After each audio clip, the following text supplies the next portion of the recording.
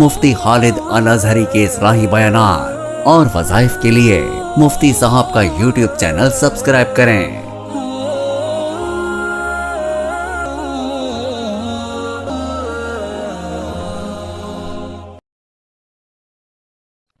نحمده ونصلي ونسلم على رسوله الكريم اما بعد فاعوذ بالله من الشيطان الرجيم بسم الله الرحمن الرحيم تعز من تشاء وتذل من تشاء بيدك الخير۔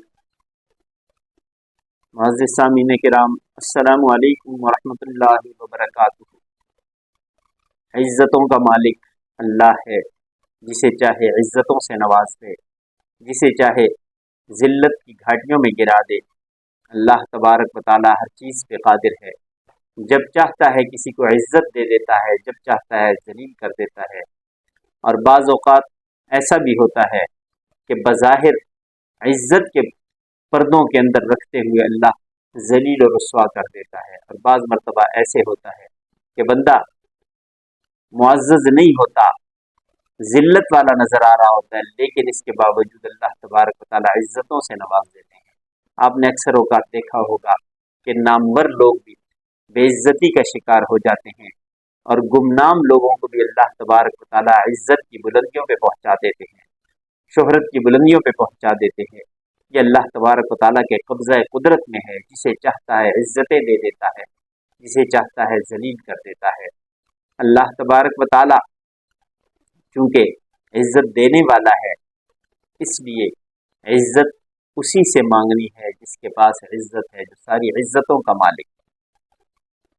اللہ تبارک و تعالیٰ کا ایک اسم مبارک ہے، اس اسم مبارک سے جب اللہ تبارک و تعالیٰ کو پکارا جائے تو اللہ تبارک و تعالیٰ عزت کی انتہا پہ پہنچا دیتے ہیں، ایسی عزت دے دیتے ہیں، لوگوں کے دلوں میں عزت ڈال دیتے ہیں۔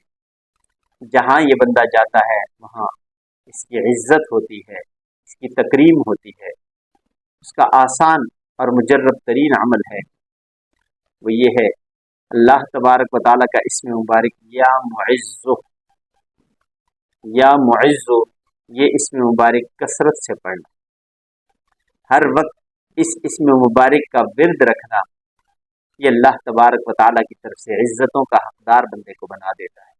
کثرت سے یا معز پڑھنا، معاشرے میں عزت کا مقام مل جاتا ہے۔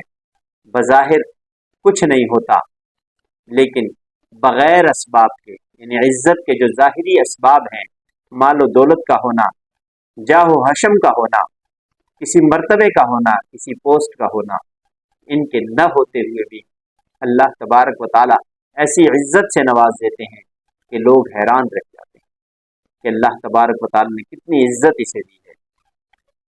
تو یہ عزت کیونکہ اللہ کے ہاں سے ملتی ہے، اللہ سے مانگے تو اللہ تبارک و تعالیٰ عطا کر دیتے ہیں۔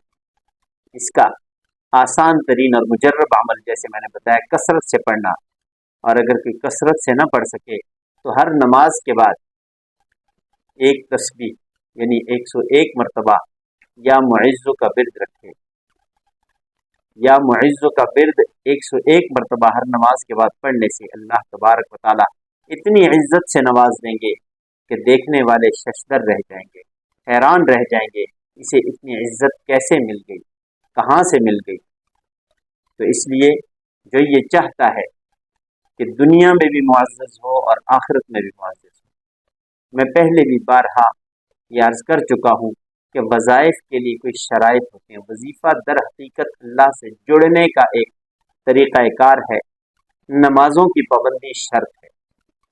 جو شخص نماز پڑھتا ہے، اللہ کے سامنے سر بسجود ہوتا ہے، اپنی اس جبین نیاز کو اس ذات بے نیاز کے سامنے رکھ دیتا ہے، عاجزی کا اظہار کرتا ہے، تو اللہ تبارک و تعالیٰ اس شخص کو معزز کرتے ہیں، اور پھر جو اللہ سے مانگا جاتا ہے اللہ عطا کرتے ہیں۔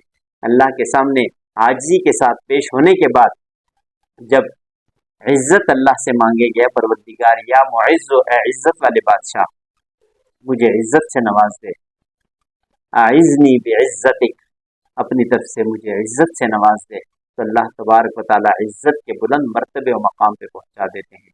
اس لیے جو شخص یہ چاہتا ہے کہ دنیا میں اس کی عزت ہو، آخرت میں اس کی عزت ہو، تو وہ اللہ تبارک و تعالیٰ کے در پہ آ کے اپنے اس سر کو، اپنی اس جبین نیاز کو اس ذات بے نیاز کے سامنے رکھ دے تو اللہ تبارک و تعالیٰ اسے معزز کر دیں گے۔